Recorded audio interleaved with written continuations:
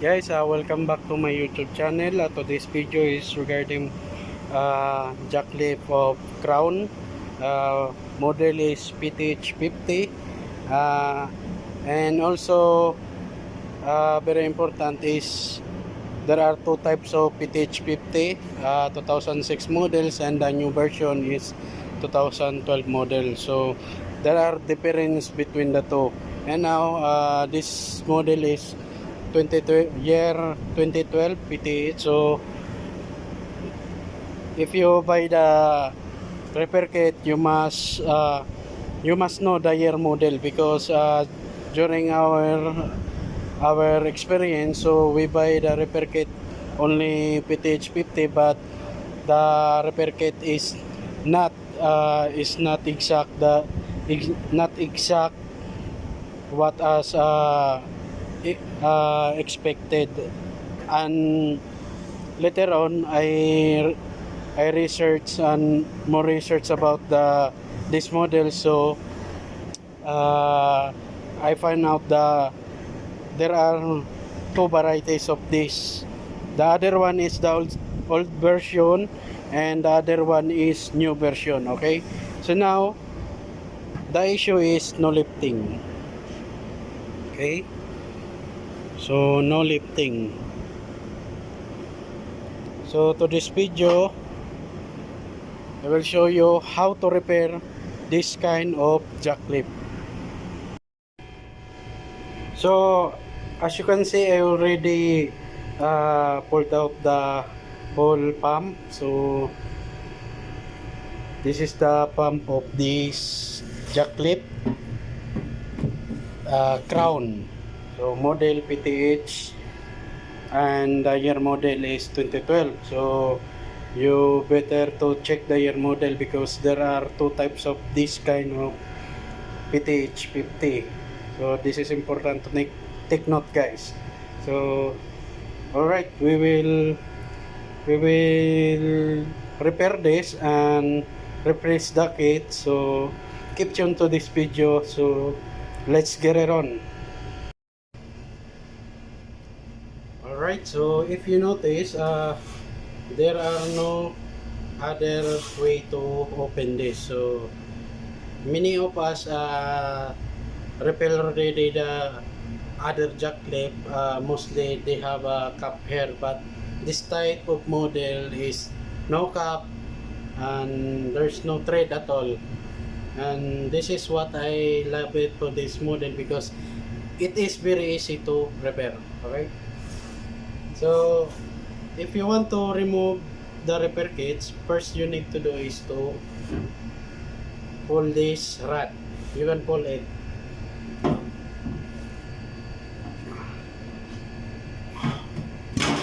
Okay, just like that. So just pull it. So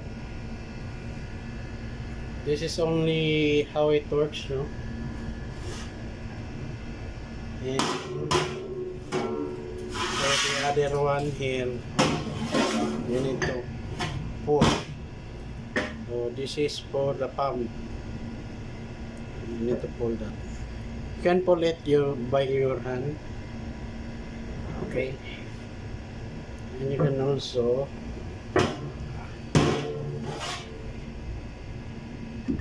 just gently, okay? Hold it. So very easy, ah.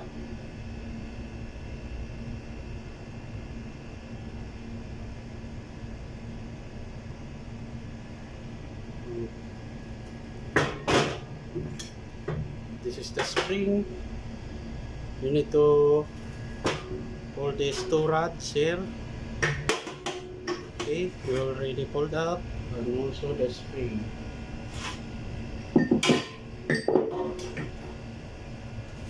Now this is the pump. Okay, and also we need to pull this out, this pin. So when we pull this out, there is a pin here. We need to remove it first, so that we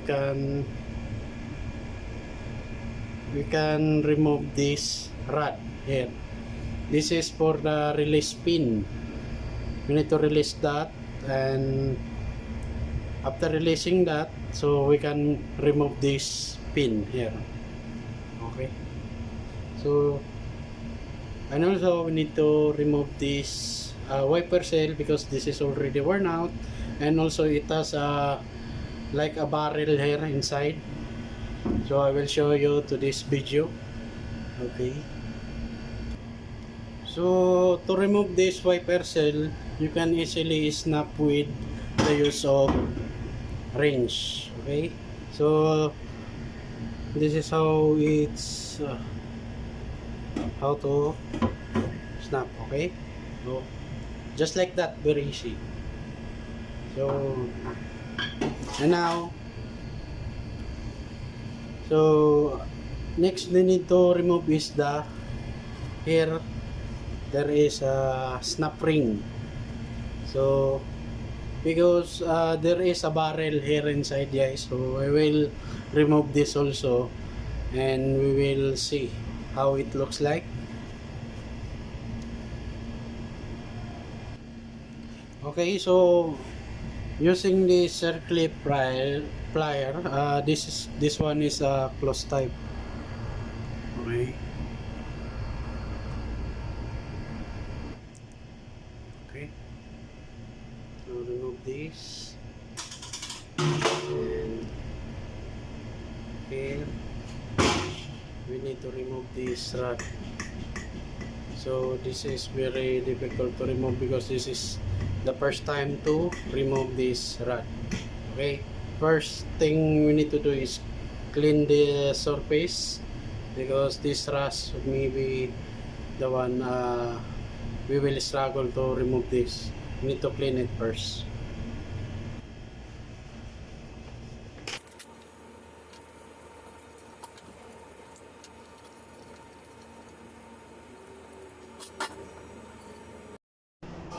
So alright guys, we need to remove this. Actually I don't have a puller for this, so I need to get some tips to you if you don't have any puller. So I will use a simple bearing puller, but only we can use is this one. We will hook up here inside, then we need to hammer it to pull out. So okay, tune into this video so that you know how I will get rid with this. Okay na?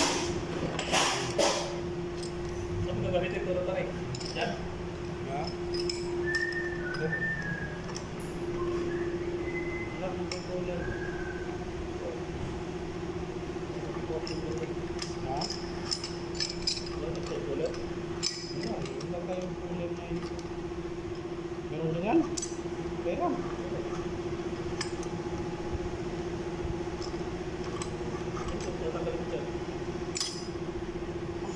Tingnan mo ha.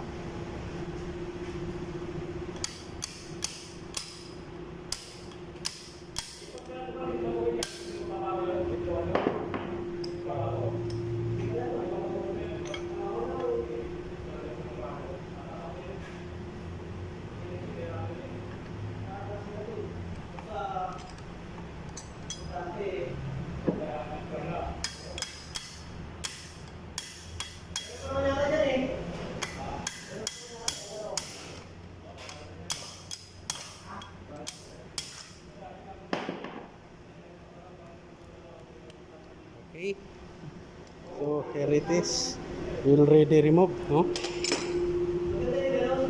So this is what we need to remove. So after that, actually I know that it will damage, so we will use this to clean. Okay, because if you don't clean this barrel, it may damage your rod, so we need to clean that. There's no issue by cleaning this with that one, even if we clean it or refacing, because they only want to hold the pressure is the oil cell. So this is only for the guide, and it has a purpose also to lock the repair kit inside. So here inside there, it has a repair kit, so we need to replace that one. Okay.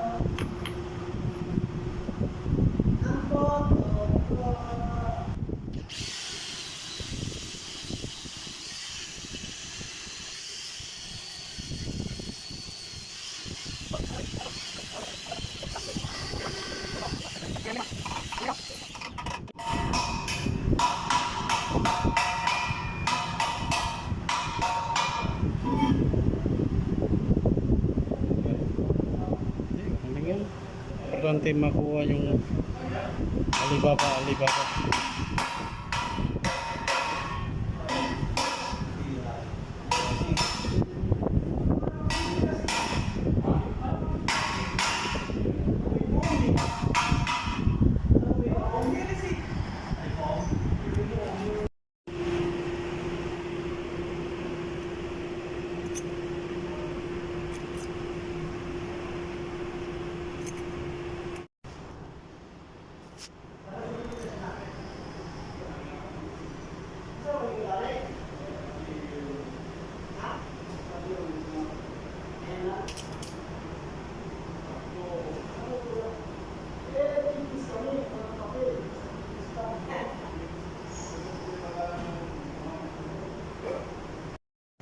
Alright, so as you seen in my previous video, we clean the inner, so that the main purpose is to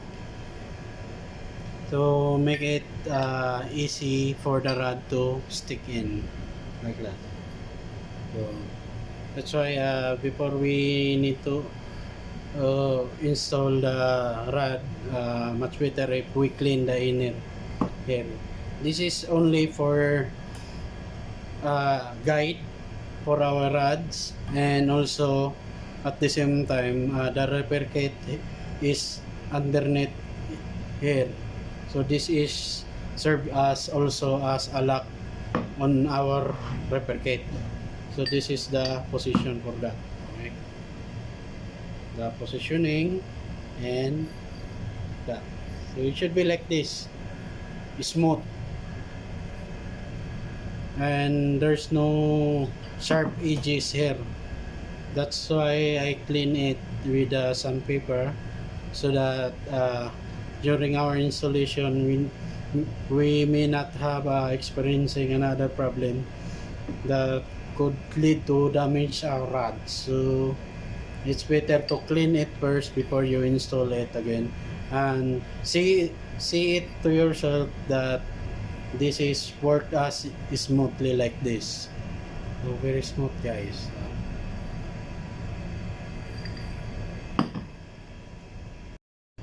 Alright, so next step, we need to remove the holding valve. This is the holding valve, guys. It is important also to replace it or to check it if there are no further damage or worn out, so we can plug it without replacing. But for me, it should be replaced because this is disposable type 1, because if the spring or the ball bearing is worn out, so there are internal leaking, and I will remove it. Actually, I already loosened this, and we will see it, how it looks like.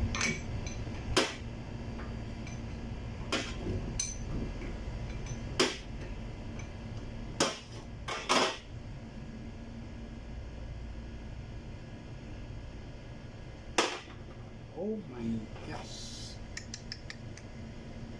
I have a problem. Okay, maybe we have a problem, guys, because we should be pulled out the whole valve, and now I only pulled out the cap. So I will show you the whole assembly for this. So here, this is the exact valve, and this is also already damaged. I already replaced this because just like this, the cap is only coming out, but this valve is not coming out. So maybe it was stuck up. It should be pulled out together during our removing this cap. So we will try our best to remove it, and let's see to it, because big problem, guys, if we are not replacing this, maybe if we install the whole repair kit, then while testing, maybe it will experiencing the same problem, or return a small amount of drifting. So this is the holding valve, so it should be it should be replaced by new one, or else you need to replace only these o-rings and also the spring. Here there is a spring and a small what we call this, ball bearing inside. So I will try to remove this without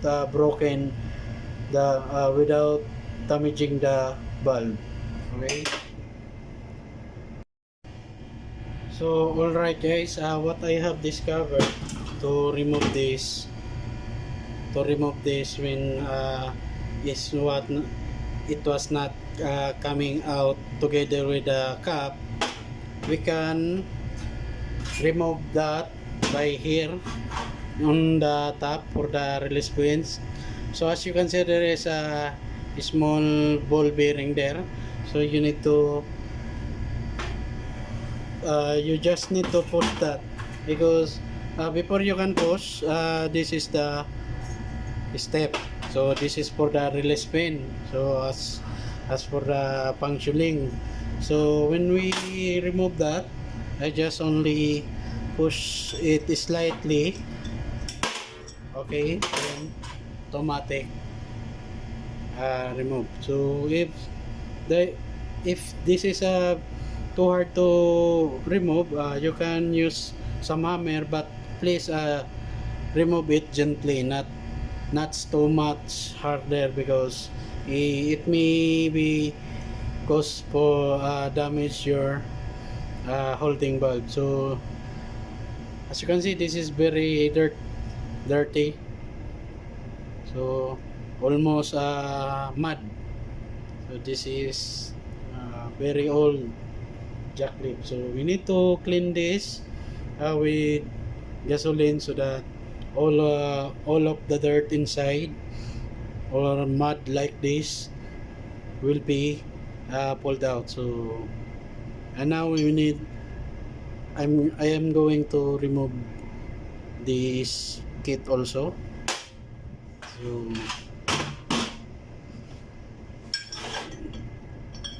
So the same procedure, you need only arrange to remove this cap.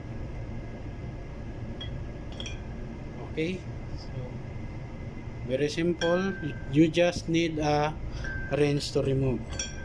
Okay, so this is the wiper seal, so easy to remove and without damaging the metal.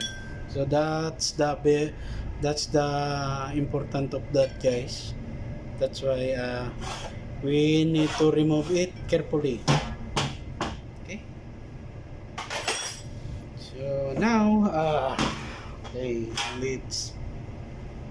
let's go back to this. This is for the holding valve.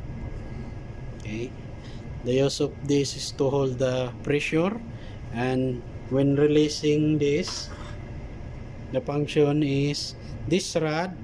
This is for the release pin. This pin will pushes this like that. He's the one to push, and when it's already pushing, so you will notice the bearing here. Okay, there. So that's the bearing, and the oil will be released. The pressure will be released. So before that, there is a small ball bearing. This is the one who hold the pressure and also the spring, and the cap, just like that. And we need to compress it so that we don't have any problem of this. So this is how it looks like when it is assembly. The manufacturer is doing this because in our repair kit there are some spring. Maybe it's only for weak spring you need to replace, and also this ball bearing one is already worn out or not quite very circle, so we can replace only this. But if the issue is the same, so you need to replace the whole assembly of this valve. So during our order, so this is already included to the repair kit, so much better we replace with new one. Okay, what's this? So when you function it, when releasing, it's only like this. Push it, then it will release. Okay, so now we will try to clean this. These are the parts. Okay.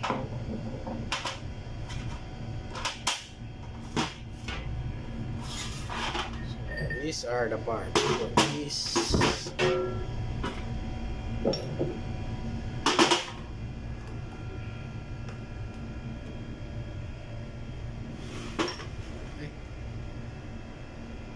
So we will clean it as for to remove dirts, and also for other inspection of the parts. Okay. So alright, guys, here there is a wiper seal. We need to remove this and replace with new one, and also here inside there is a oil seal here.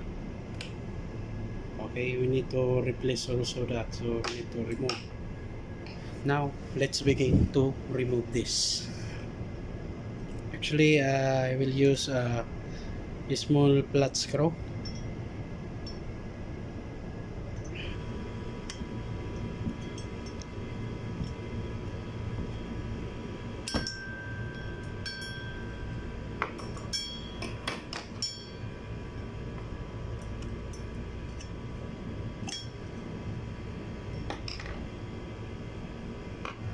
Yan.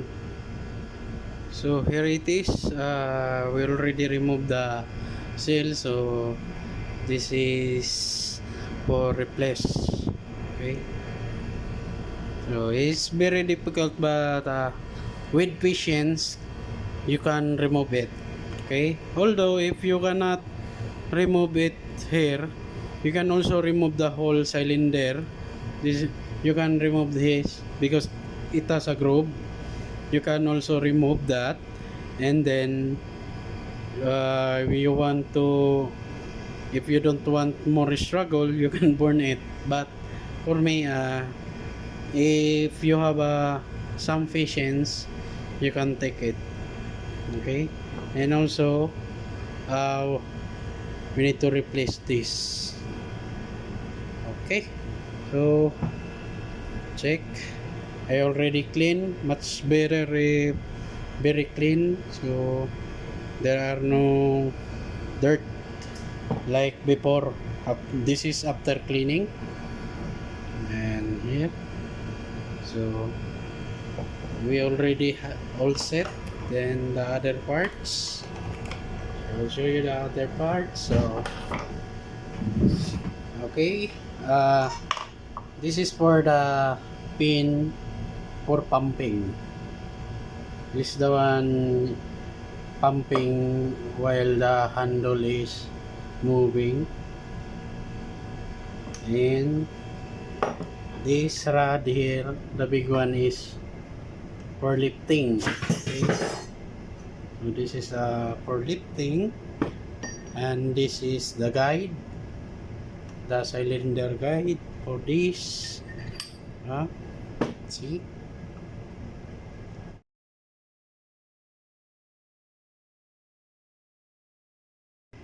So as you can see on this video, I will show you the repair kit, the new one, and then the most important is how to install this, because it is very difficult to install this one if you don't know.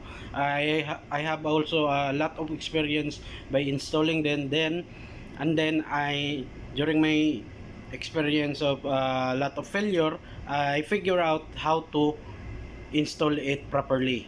So now actually there is a one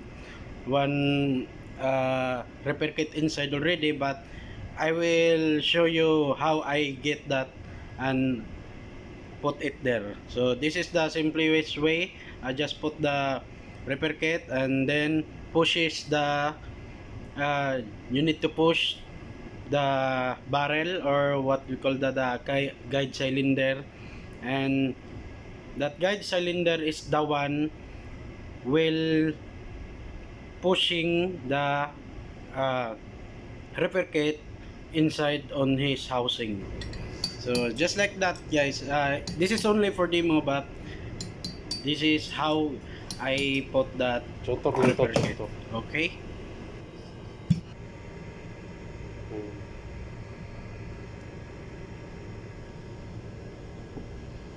Hmm.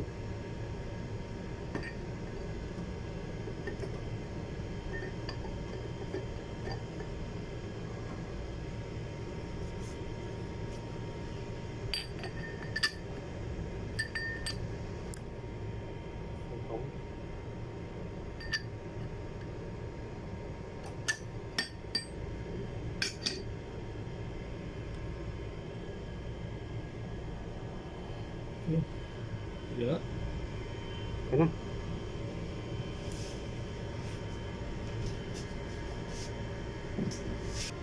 Pang sumerdagan ra pang crown dito sa mga pang labay ra.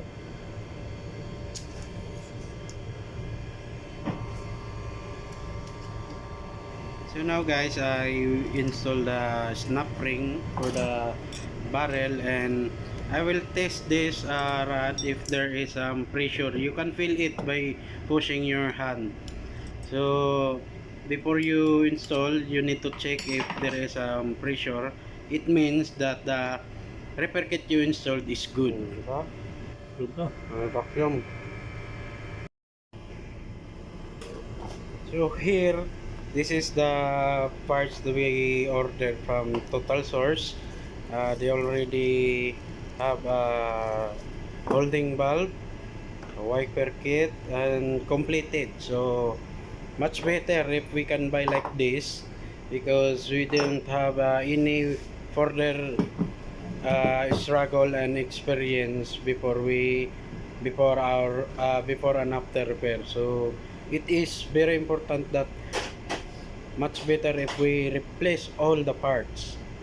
So if you don't want to struggle, so just replace it all the parts. Okay.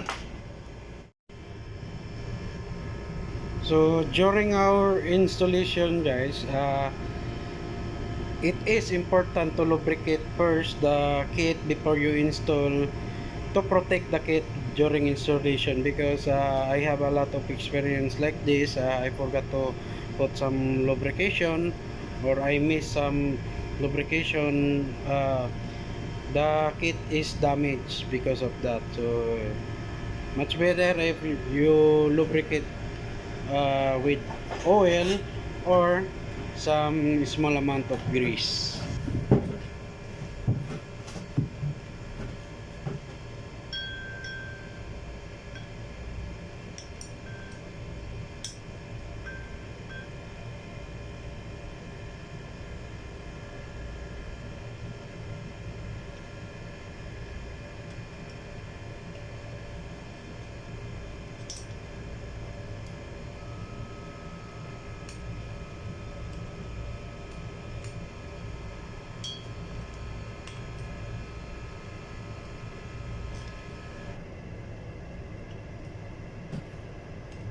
Ano si Kuya Bim mo na? Wala pa.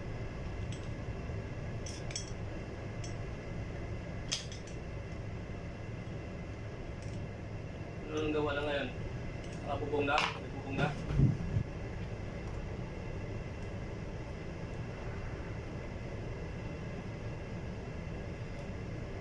Bas! Baka hindi mo kami.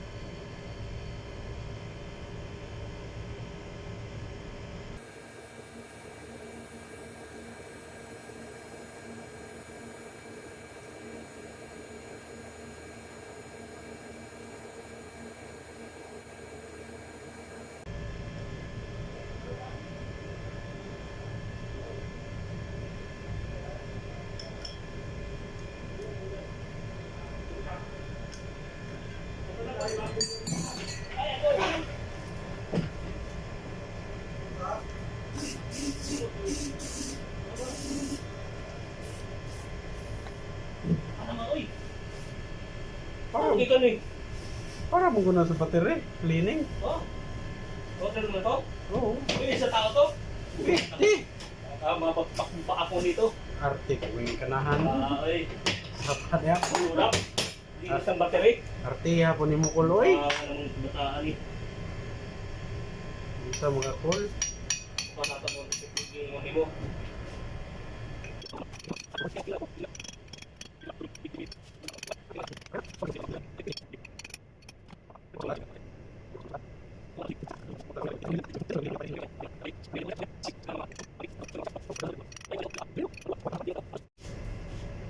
Kay kusukin mo Bakit alsa. yung yes parang panting ah? Tsura. Mabitaw nga ni. Bukbok. Kita ang bukbok, di ba? Oo. Ito yung ala, tsura na. Ano ko ng yes? Tira-tira ng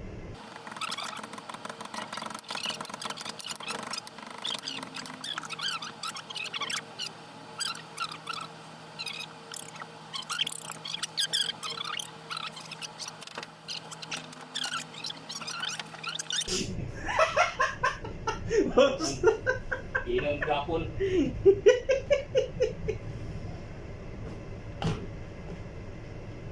no, ba na? Ano ba eh? Sa'yo pa ko. Boss. Nasa'yo pa ko, boss. Yung nagkong na ba sa kaan? Ano? Mutaon mata mo, namata mo na ba? Yung nasubukan na ba? Oo, kanang piskaton ka. Akala ko kuha ng Dili nakalukuhan ugaw no? di na. Ugaw Una, nagsukuya. ano? Dili, Ulan, init. Sikat Da, diri. da, manglutaw ang bakterya. Yung magulang, mabalik ko kami. Ulan ba?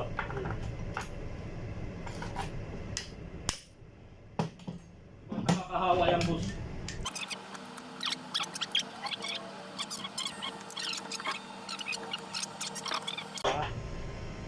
Dili na sa tukon. Ora.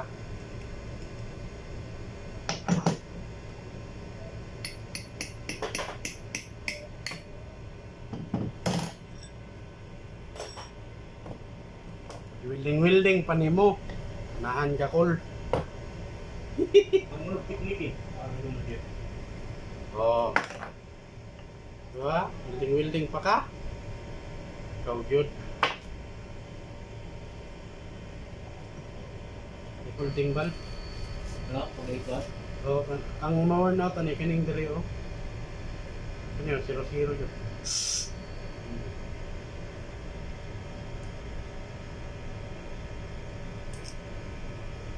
Pero giwilding yun na to.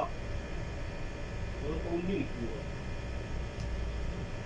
Ano, mga na, di mo kunta kabalogod. Hindi ka mo set lagi di mo mo kung Ug dili nimo ma-experience, dili gyud na nimo ma-explore.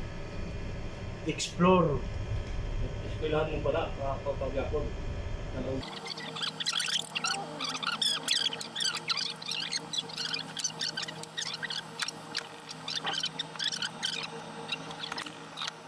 Hilo ko. Eh, buwag na talaga ko. Mukha akong ba?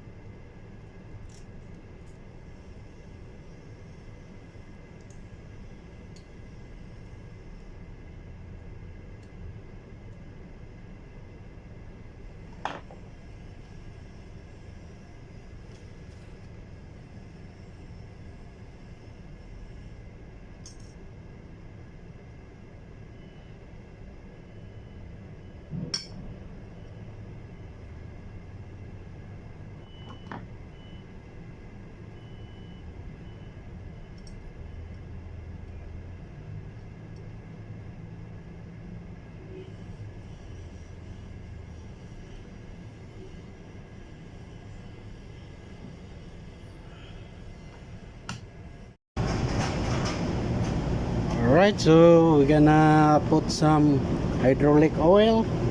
I use hydraulic oil Petromin EW37.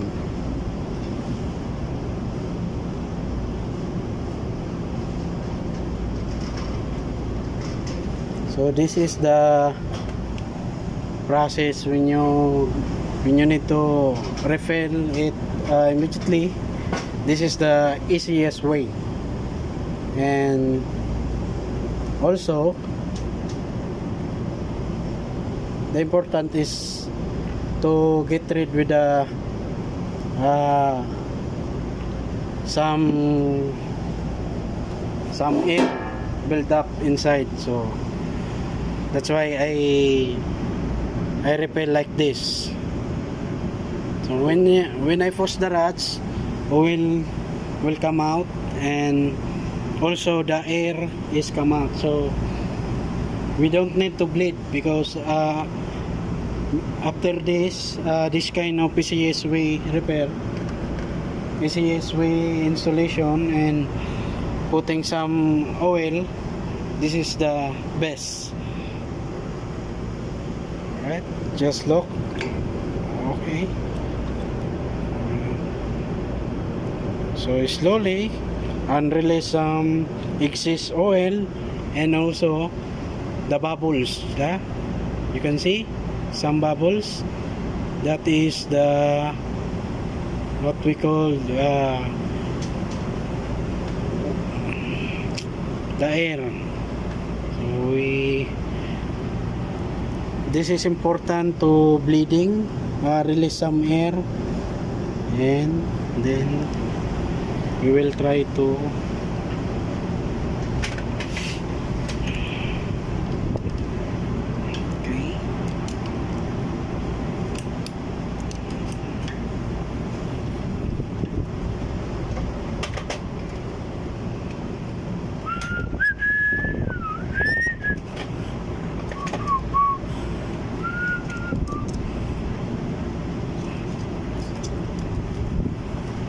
okay, we need to release,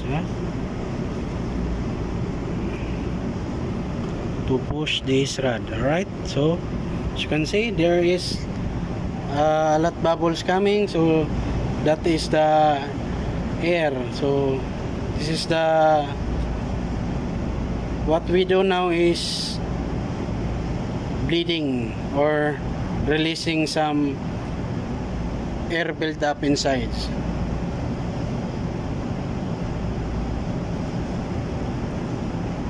Okay, so I think we already done. Okay, so just release this is the release pin, and also push this rod so that the oil will coming out and together with the air. So important of the hydraulic system, you need to bleed. Just like in a brake system, we need to bleeding, because if there is an air inside, it could be experiencing another problem or bouncing effect on the hydraulic system. Okay, so just follow the process, and we all now set. Okay.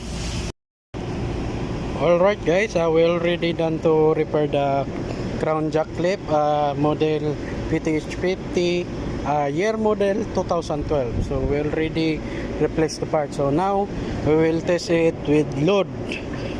Actually this fork clip is 1.5, the counter to it itself is 1.5. So let we see if the pump is functioning.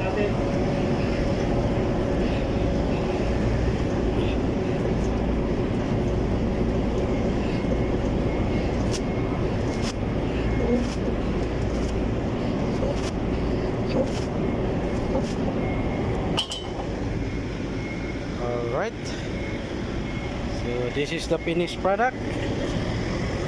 Try. Okay, the forklift is lifted up with the use of this jack clip. So job well done. And if you like my videos, please hit the notification bell and subscribe.